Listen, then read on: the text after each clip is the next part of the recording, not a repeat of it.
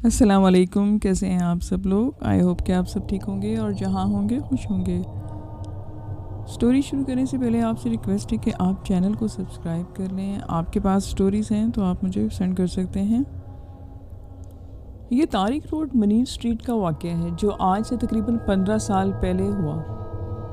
میری یہ روٹین کی بات تھی کہ رات 1-2 بجے میں گھر آتا، دوستوں کے ساتھ بیٹھے رہنا، گپے لگانا اور اونٹ پٹانگ پلان بنانے۔ اس رات جو کہ شاید 14ویں کی رات تھی، دوستوں کے ساتھ بیٹھے مجھے 1:30 بجے کا ٹائم ہو گیا۔ میرا گھر اس دوست کے گھر سے 4 گلیوں کی دوری پر تھا۔ اس دن ہم دونوں اکیلے ہی تھے، سناٹا کافی تھا۔ امتیاز کے گھر کے ساتھ 2 قبرستان تھے، ایک عیسائیوں کا اور دوسرا مسلمانوں کا۔ خیر اس سے اجازت لی تو کہنے لگا کہ اکیلے کہاں جاؤ گے، یہی سو جاؤ۔ میں نے منع کیا اور سلام لیا تو کہنے لگا کہ چلو میں چھوڑ کے آتا ہوں۔ اس وقت اکیلے جانا مناسب نہیں، راستے میں کوئی لٹیرے چور وغیرہ بھی تو مل سکتے ہیں۔ میں نے کہا تو پھر ٹھیک ہے، تمہیں کون چھوڑے گا، اس طرح تو ہم اس چکر میں ہی رہیں گے۔ پھر خیر ہنستے مسکراتے میں اس سے رخصت ہوا۔ اس دن اس نے ڈرائنگ روم کا دروازہ بھی فوری طور پہ بند کر لیا، ورنہ وہ کم از کم اتنی دیر تک دروازے میں ضرور کھڑا رہتا تھا جب تک میں اس کی گلی سے مڑ نہیں جایا کرتا۔ پیدل ہی گھر کی طرف میں جا رہا تھا کہ ابھی 3-4 گھر ہی کراس کیے ہوں گے کہ مجھے یوں محسوس ہوا کہ جیسے کوئی بڑی زخمی حالت میں کرا رہا ہے، اور ایسے لگا کہ یہ آوازیں 2-3 گھر آگے سے آ رہی ہیں۔ پوری گلی سنسان تھی۔ خیر اس زخمی شخص کے بارے میں دل سے میں دعا کرتا اور سوچتا ہوا چلا جا رہا تھا۔ جیسے جیسے اس گھر کے قریب پہنچا آواز بڑھتی جا رہی تھی، اور جب اس گھر کے پاس پہنچا تو یوں محسوس ہوا کہ اس گھر سے نہیں بلکہ پورے اس گھر سے ہی اندر سے آ رہی ہے۔ اہل محلہ پر مجھے غصہ بھی آ رہا تھا کہ کیسے بے حس لوگ ہیں کہ ایک شخص اتنی بری طرح سے کرا رہا ہے، کوئی اس کی مدد کو کیوں نہیں آ رہا، لوگ کیوں نہیں گھروں سے باہر نکلتے۔ یہ آوازیں جو کہ پہلے نارمل تھی اب کافی اونچی ہو گئی تھی، وحشت محسوس ہونے لگی تھی مجھے۔ خیر جب میں اگلے گھر تک پہنچا تو آواز اس سے آگے گھر کی طرف چلی گئی۔ ان شارٹ کہ جیسے جیسے میں آگے بڑھتا جاتا آواز بھی اونچی ہوتی اور آگے کی طرف جاتی۔ میری سکس سینس کہنے لگی کہ معاملہ وہ نہیں بلکہ کچھ اور ہے۔ میں رک گیا اور ادھر ادھر دیکھنے لگ گیا تو اچانک مجھے فیل ہوا کہ بائیں سائڈ کی طرف گھر کی دیوار پر کچھ ہے۔ میں نے غور سے دیکھا تو سمجھ نہ آیا، کیونکہ وہ جو کچھ بھی تھا کالے رنگ کا ایک ڈھیر سا تھا۔ میرے مائنڈ میں آیا کہ شاید کوئی کپڑا وغیرہ یعنی کوئی ترپال جیسی کوئی چیز اکٹھی ہو کر ایک دفعہ رکھ دی گئی ہے۔ آوازیں اسی زور و شور سے جاری تھی۔ دعائیں صورتیں پڑھتے ہوئے میں پھر سے چل پڑا۔ میں 2 قدم ہی آگے بڑھا تھا کہ بائیں سائڈ پر بھی مجھے کچھ ہلچل محسوس ہوئی، وہی ترپال، اور میرے خدایا میں ترپال سمجھ رہا تھا اب اس اگلے گھر میں دیوار پر پڑی تھی جس کے قریب سے میں گزر رہا تھا۔ پھر مجھے کچھ سمجھ نہ آیا اور میں نے دوڑ لگانا شروع کر دی۔ ان گلیوں سے نکلا، گھر کے پاس والی گلی میں پہنچا تو کچھ دوست مل گئے۔ میں پریشان حواس باختہ حالت میں دیکھا تو پوچھنے لگے کہ کیا ہوا ہے، خیریت تو ہے، مگر اس وقت کنڈیشن ہی میری کہاں تھی کہ میں انہیں ڈیٹیل سے بتاتا۔ پھر خیر وہ لوگ مجھے اپنے گھر کے پاس چھوڑ کر گئے۔ ساری رات میں نے ڈرتے گزاری۔ صبح امتیاز کو میں نے سارا واقعہ بتایا۔ اس رات وہ جان بوجھ کر دوبارہ سے اکٹھے بیٹھ گئے، اور مجھے واپس گھر چھوڑنے کا جب وقت آیا تو میرے منع کرنے کے باوجود بھی وہ میرے ساتھ واپس آئے، لیکن اس وقت کوئی معاملہ پیش نہ آیا۔ مگر جب میں گھر پہنچا اور فوری طور پر مجھے کال کی کہ یار یہی واقعہ میرے ساتھ پیش آیا ہے اور میں نے اس کی شکل بھی دیکھی ہے۔ خیر اس کا حلیہ ڈسکس کرنے کی ضرورت نہیں، ہم دونوں نے اپنے استاد زبیر صاحب سے اس کے واقعے کی بات کی کہ یہ اس طرح پیش آیا کہ اس کا حل کریں۔ وہ شام کو ایک قرآن کریم کے استاد صاحب کے جو کہ ہمارے بھی استاد ہیں، ان کا نام مظہر ہے، تو ان کے پاس لے آئے۔ مظہر صاحب نے کافی ڈانٹا کہ ہمیں تم لوگ نمازیں تو پڑھتے نہیں ہو، دنیا داری میں گھسے ہوئے، تو یہی سب کچھ تو ہونا ہے تمہارے ساتھ۔ خیر ان کی ہم نے ڈانٹ سنی، وہ بھی تسلی کے ساتھ۔ وہ ہمیں سمجھا کر چلے گئے، مگر تھوڑی دیر کے بعد واپس آ گئے کیونکہ ان کے گھر کی چابیاں وہیں ڈرائنگ روم میں رہ گئی تھیں۔ انہیں چابیاں پکڑائیں تو دروازے سے نکلتے ہوئے کہنے لگے کہ آوازیں اس طرح کی تھیں کہ ہم نے کہا جی بالکل اسی طرح کی تھی، تو کہنے لگے کہ جب گلی کے کارنر پر پہنچے تو تب سنا میں نے۔ اب ہمیں ایک ضد سی بن گئی کہ یہ کیا مسئلہ ہے اور اس کی ہم کھوج لگانا شروع کر گئے۔ نیکسٹ ڈے آیا تو سارا واقعہ ذہن میں دوبارہ سے تازہ ہو گیا، اور جب غور کیا تو بات ہمیں سمجھ میں آ گئی کہ یہ آوازیں صدیق اور رفیق کے گھروں میں سے تھیں۔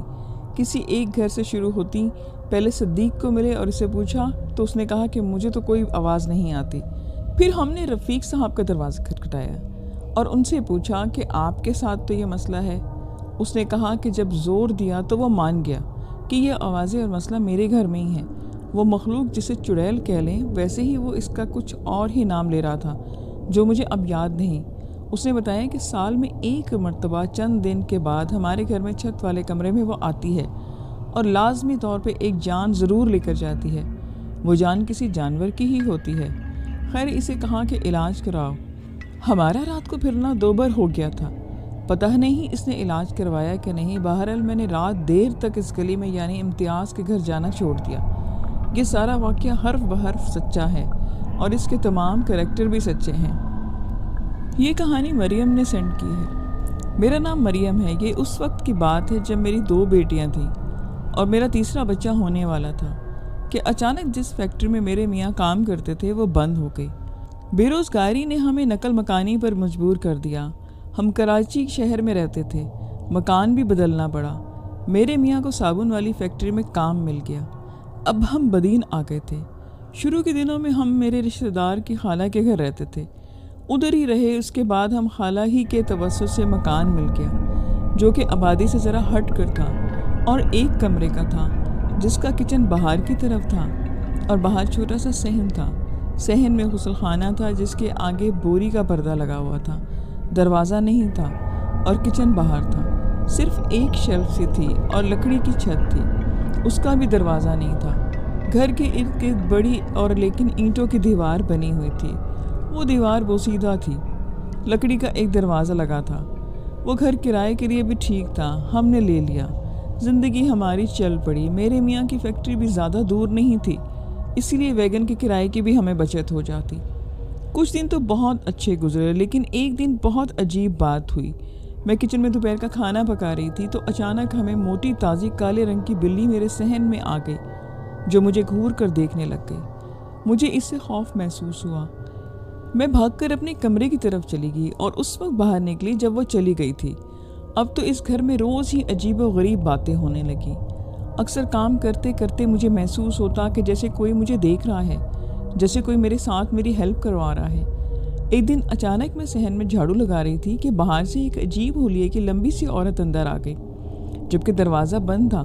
सफ़ेद रंग के बुरके में वो थी, बेनूर सी उसकी आंखें थीं। बोली कि कब तक हो, जितनी जल्दी हो सकता है चली जाओ। मुझे इसकी बात सुनकर बहुत गुस्सा आया। मैंने कहा कि अंदर कैसे आई हो, तुम निकल जाओ। तो वो ऊपर सर उठाकर बोली कि नहीं जाएगी। ये और जल्दी से दरवाजे से बाहर निकल गई। मैं समझी कि शायद दरवाज़ा बेटी ने खोला होगा, लेकिन दरवाज़ा तो बंद था अंदर से। ये बात शाम को जब मेरे शौहर आए तो मैंने उनको बताई। उन्होंने कहा कि मैं ऐसी हालत में हूँ, शायद कोई मेरा वहम होगा।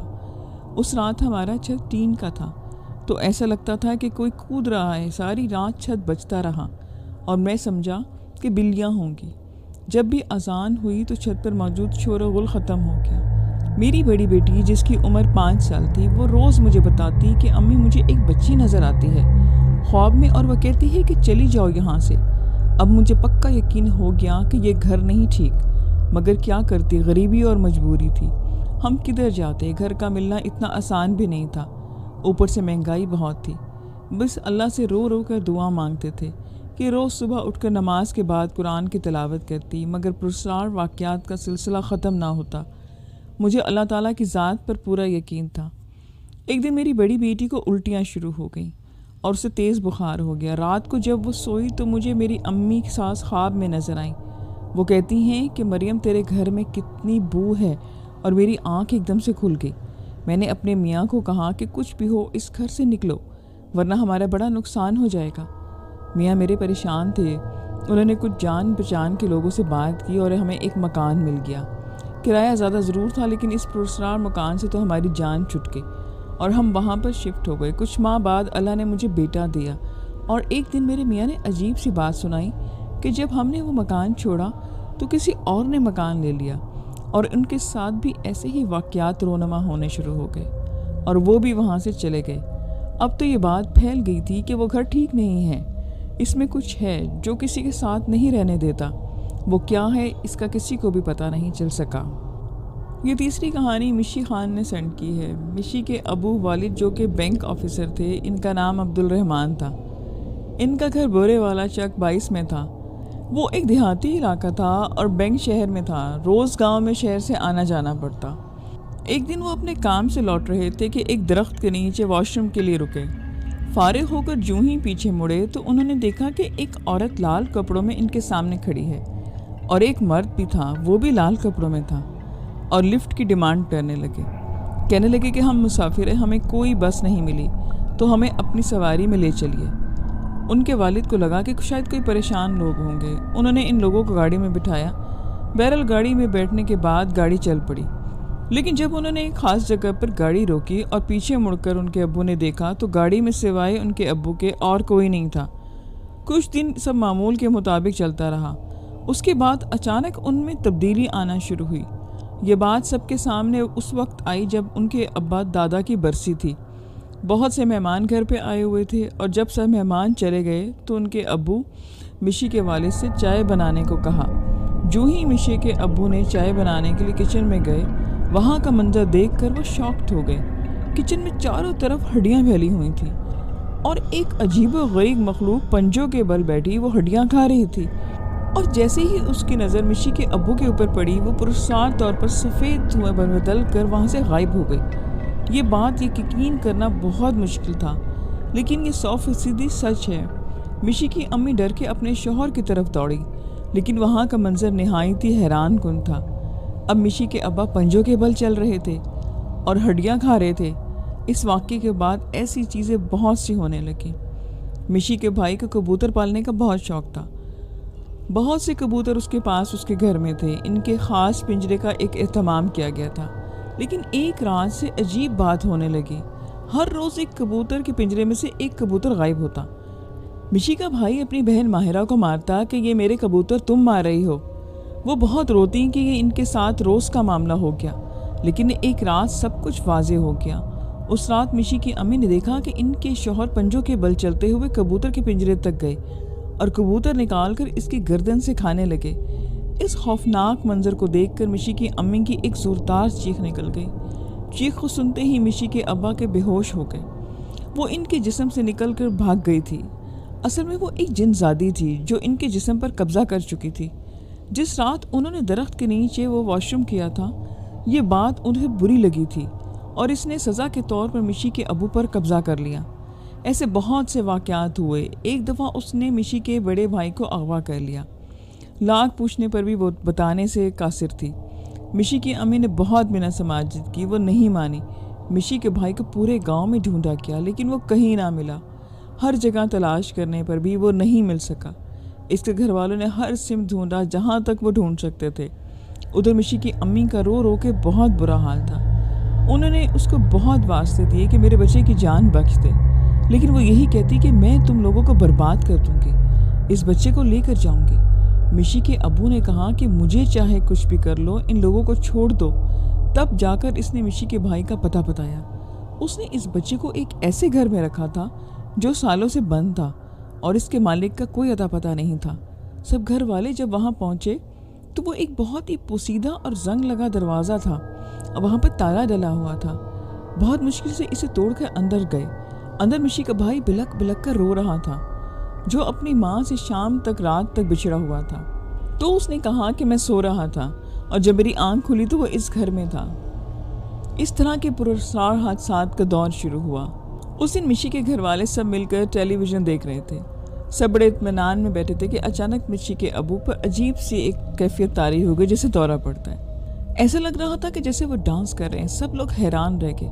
وہ جن زادی ان کے جسم میں ظاہر ہو چکی تھی اور وہ ناچ رہی تھی، اور ناچتے ناچتے مشی کی امی سے کہنے لگی کہ تو مجھے بالکل پسند نہیں ہے اور میں اس کو یہاں سے لے کر جاؤں گی۔ اس طرح کے واقعات اکثر و بیشتر ہونے لگے۔ ایک دفعہ ماہرہ باجی ان کے کمرے میں گئی۔ وہاں کا منظر دیکھ کر ان کے حواس ساکت ہو گئے۔ 3 جنزادی عبدالرحمان صاحب کو گھیرے ہوئے تھی اور ان سے نہ جانے کیا کیا کہہ رہی تھی۔ پھر ایک رات آئی۔ مشی کے والد کو کسی کی شادی میں جانے کے لیے کہنے لگی۔ انہوں نے منع کیا تو غصہ ہو گئی، مارنے لگی، دانتوں سے کاٹنے لگی، بہت مارا اس نے۔ ماہرہ باجی بتاتی ہیں کہ جب وہ انہیں مارتی تو سب گھر میں مارے خوف کے پڑوسیوں کے گھر بھاگ جاتے. یہ آوازیں سن کر پڑوس بھی ڈر جاتے. اتنی دردناک چیخیں ہوتی تھیں کہ وہ کہتی کہ میرے ساتھ میری دنیا میں چلو. کیونکہ وہ جن زادیاں تھیں اسی وجہ سے اتنی قیامت برپا کیے ہوئے تھیں. اتنی تکلیف انہیں دیتی کہ مشی کی امی اس سے بہت منتیں کرتی. وہ چھوٹے بچوں کی طرح انہیں دہائیاں دیتی. انہی ساری تکلیفوں کو ہوتے ہوتے آخر ایک دن اس کے ابو کی جان نکل گئی. انہوں نے اس کی جان لے کر ہی چھوڑی. یہ سٹوری سید خان نے اسلام آباد سے سینڈ کی ہے. وہ کہتے ہیں کہ جب میں 5 سال کا تھا تو میں گھر کے قریب گراؤنڈ میں کھیلا کرتا تھا. وہ گراؤنڈ بالکل ویران تھا اور کافی عرصے سے تو میرے دوستوں نے اور میں نے مل کر اس گراؤنڈ کو صحیح کیا اور ہم وہاں کرکٹ کھیلا کرتے. تو ایک دن میں کھیل کے گھر آیا تو ٹھیک مغرب کے وقت مجھے ڈر لگنا شروع ہو گیا. حالانکہ میں کبھی نہیں ڈرا تھا. تو میں نے اپنی امی کو بتایا کہ انہوں نے قریبی مسجد میں مجھے دم کروایا. میں کچھ بہتر ہو گیا. دن ایسے ہی گزرتے گئے. میں وہاں روزانہ کھیلنے جاتا تھا. پھر کچھ دنوں کے بعد میرے جسم میں درد ہونا شروع ہو گیا. میری ہڈیاں بہت درد کرتیں جو مجھے ڈاکٹر کے پاس میری امی لے گئیں. وہاں میرے سارے ٹیسٹ ہوئے. رپورٹس میں ڈاکٹر نے کہا کہ اسے تو کچھ بھی نہیں ہے, مگر مجھے آرام نہیں آیا. پھر مجھے محسوس ہونے لگا کہ کوئی میرے ساتھ ٹھہرا ہے. میں جب پیچھے دیکھتا تو کچھ بھی نہ ہوتا. ایک دن میں سویا ہوا تھا کہ رات کے تقریباً 12 کا ٹائم ہوگا. گرمیوں کے وہ دن تھے. میرے ساتھ چارپائی پر میری امی لیٹی ہوئی تھی اور پیچھے کی طرف میری بھابھی ماں لیٹی تھی. میں نے اوپر کی طرف دیکھا تو مجھے میری بھابھی ماں کی شکل کی ایک عورت دکھائی دی. وہ مجھے ہی گھور رہی تھی. میں اس کو دیکھتا رہا. میں نے سوچا کہ بھابھی تو لیٹی ہوئی ہے, پھر اوپر کیا کرنے گئی ہیں.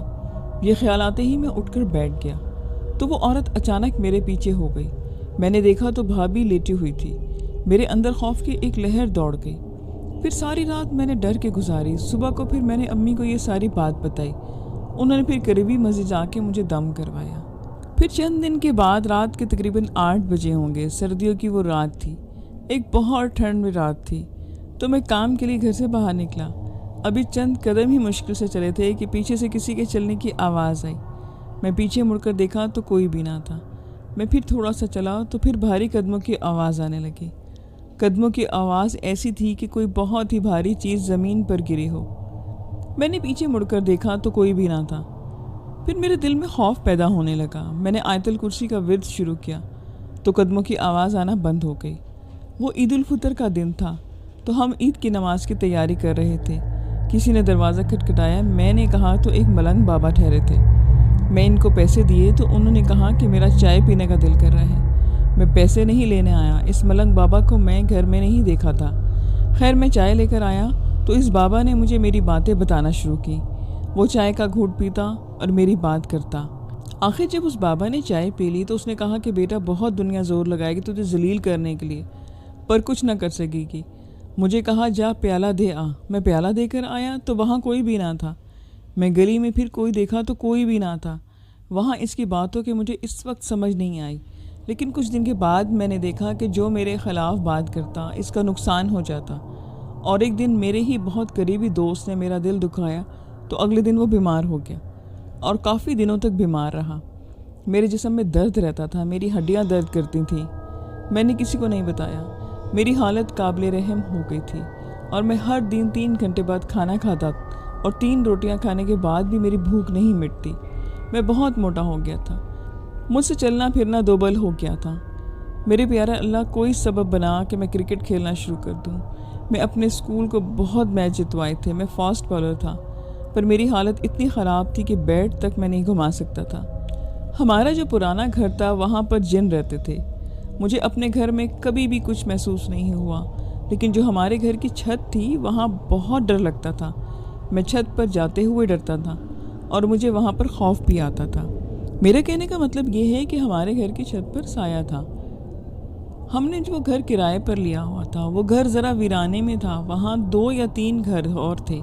ہمارا مکان بن رہا تھا اس لیے ہمیں وہاں رہنا پڑا اور مکان پرانا ہم نے بنوایا تھا. ایک دن صبح کے وقت واش روم جانے کے لیے دروازہ کھولا تو میں آدھا نیند میں تھا اور آدھا جاگ رہا تھا. تو سامنے ہی کیکر کا درخت تھا. میری نظر اچانک سے اس درخت پر پڑی. مجھے وہاں سوائے 2 سائے دکھائی دیے. ایک چھوٹا سایہ اور آگے بھاگ رہا تھا اور ایک بڑا سایہ اس کے پیچھے پیچھے بھاگ رہا تھا. اس کی نظر جیسے ہی مجھ پر پڑی وہ چھوٹا سایہ بھاگتا ہوا رکا اور واپس کیکر کے درخت کے پاس آیا اور آنکھوں سے اوجھل ہو گیا اور بڑا سایہ اس کے پیچھے تھا، وہ بھی درخت کے پاس آ کر غائب ہو گیا۔ میں اپنے ابو کی ساتھ والی چرپائی پر بھی نہیں سو سکتا تھا۔ سردیوں کے دن تھے اور گھر پر مہمان آئے ہوئے تھے تو مجھے ابو روم میں سونا پڑا۔ رات کے تقریباً 12 بجے کا ٹائم ہوگا جب مجھے اچانک سے ایک ہاتھ دکھائی دیا۔ اس ہاتھ کے اوپر کھال نہیں تھی، تو میری اچانک سے ایک دم سے آنکھ کھل گئی اور میں خوف کی وجہ سے ساری رات سو نہ سکا۔ میرے اپنے ابو جان کے اوپر بھی جن تھے، مگر انہوں نے آج تک تنگ نہیں کیا۔ مجھے وہ بہت تنگ کرتے تھے۔ آپ لوگوں کو ایک اور بات بتاتا چلوں کہ ہمارے گھر میں ایک چرپائی تھی سرخ رنگ کی، اس پر کوئی بھی نہیں سو سکتا تھا۔ ایک دن میں سو گیا، اس پر آدھی رات کا ٹائم تھا کہ کسی نے میرے پاؤں کو چھوا۔ میری آنکھ کھل گئی، دیکھا کچھ بھی نہیں تھا۔ میں پھر سے سو گیا، پھر مجھے کسی بچے کا ہاتھ محسوس ہوا اور میری آنکھ کھل گئی، دیکھا کوئی بھی نہیں تھا۔ ساری رات میں اسی طرح سے گزارتا رہا۔ پھر جب میری آنکھ لگتی تو کوئی چیز میرے پاؤں کو چھوتی اور میری آنکھ کھل جاتی۔ وہ بچوں کے ہاتھ محسوس ہوتے۔ میں قرآن پاک کی تلاوت نہیں کر سکتا تھا۔ میں جیسے ہی قرآن پاک کی تلاوت شروع کرتا تو میرے اندر ایک بے چینی شروع ہو جاتی اور پیٹ میں شدید درد شروع ہوتا۔ میں نے کئی بار خودکشی کرنے کی کوشش کی۔ میں 12th اسٹینڈرڈ میں تھا، میرے بورڈ کے پیپر ہونے والے تھے اور میری حالت بہت خراب تھی۔ میرا جسم درد کرتا اور میرے ہاتھ کانپنے لگتے، مجھ سے چلا بھی نہیں جاتا تھا۔ میرے اندر اتنی ہمت بھی نہیں تھی کہ میں سینٹر تک چل کر پیپر دے کے آتا۔ پھر ایک دن ابو کسی عامل کو لے کر آئے۔ انہوں نے میرے ماتھے پر ہاتھ رکھا اور ایک چھری منگوائی۔ چھری انہوں نے اپنے ہاتھ میں پکڑ لی۔ میں نے سوچا کہ آج میری خیر نہیں۔ پھر انہوں نے اپنا عمل شروع کیا۔ میں ان کا عمل سنتا رہا، میں ڈرا ہوا تھا۔ عمل ختم ہونے کے بعد انہوں نے کہا کہ بیٹا کچھ محسوس ہوا؟ تو میں نے کہا کہ ہاں سر، میرا ہلکا ہو گیا ہے۔ پھر انہوں نے کہا کہ اس بچے کو کچھ نہیں ہے، آپ کے گھر میں جو بھی ہے، لیکن وہ ہمیں مطمئن نہ کر سکے۔ پھر ایک دن قاری صاحب آئے، وہ اب سے ملنے آئے تو بھائی نے ان کو بتایا کہ انہوں نے کہا کہ میں 2 یا 3 دن بعد بتاؤں گا۔ پھر انہوں نے حساب کیا اور بتایا کہ اس کے 7 جنات ہیں، 3 جن اور 4 جنیاں ہیں۔ انہوں نے پھر میرا علاج شروع کیا۔ میں پڑا ہوا پانی لے کر جاتا اور میرا ہاتھ اور ٹانگیں کانپنا شروع ہوتی۔ میں پانی پیتا تو سکون آ جاتا۔ اس طرح میں نے بورڈ کے پیپر دیے۔ پھر مجھے کچھ عمل بھی بتائے گئے۔ وہ جب بھی کرتا تو عورتوں کی چیخنے کی آوازیں آتی، وہ مجھے گالیاں دیتی۔ انہوں نے چوریاں بھی کی، میرے جیب سے پیسے گم ہو جاتے اور جب وہ پیسے ہمیں کہیں سے پڑے ملتے تو ہمیں شدید حیرت ہوتی۔ پورے گھر والوں کی چیزیں گم ہو جاتی اور کہیں کی کہیں سے ملتی۔ میں وظیفے کے ذریعے واپس لے کے آتا اور پھر میں نے اپنا علاج شروع کروایا اور ایک بہت بڑا آگ کا الاؤ جلوایا۔ مجھے اس کے قریب بٹھایا گیا۔ آگ کی تپش بہت زیادہ تھی، مجھ سے برداشت بھی نہیں ہو رہا تھا۔ جیسے جیسے آگ کی تپش بڑھتی مجھے سکون ملنے لگا۔ پھر ان جنات کو جلایا گیا۔ میں نے خود دیکھا کہ ان کو جلتے ہوئے وہ گالیاں دے رہے تھے اور بھیک مانگ رہے تھے۔ پھر جب بھی وہ جل گئے تو مجھے ایسا لگا کہ میرے جسم سے بوجھ اتر گیا ہے۔ میں نے پورا 1 سال تک پڑھائی نہیں کی تھی۔ پھر میں نے دن رات محنت کی، جو جسمانی کمزوری تھی اس کو دور کیا، ساری ورزشیں اور وظائف کیے۔ اس کے بعد اللہ کا شکر ہے کہ اب میں بالکل ٹھیک ہوں، میری ذہانت بھی واپس آ گئی ہے اور آج وہ جگہ بھی بھاری نہیں ہے۔ لسنرز، یہ آج کی سٹوریز تھیں۔ آئی ہوپ کہ آپ کو اچھی لگیں گی۔ مجھے فیڈ بیک ضرور دیں۔ پھر ملیں گے نیکسٹ ویڈیو میں۔ اپنا خیال رکھیں۔ خدا حافظ۔